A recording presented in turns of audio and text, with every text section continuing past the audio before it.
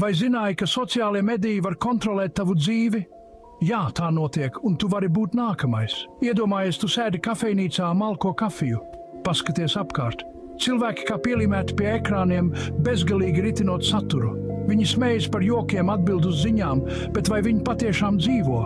Katrs klikšķis, katrs patīk, katrs pārvilkums, tas viss mūs iemāca noteiktu uzvedību. Mēs iemainām savu reālo dzīvi pret virtuālu atzinību. Sociālie mediji ir radīti, lai mēs pieķertos. Algoritmi tevi pazīst labāk nekā tu pats.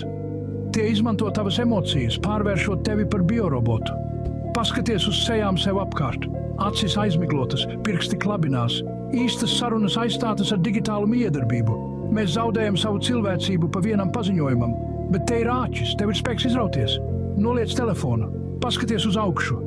Atkal savienojies ar īsto pasauli.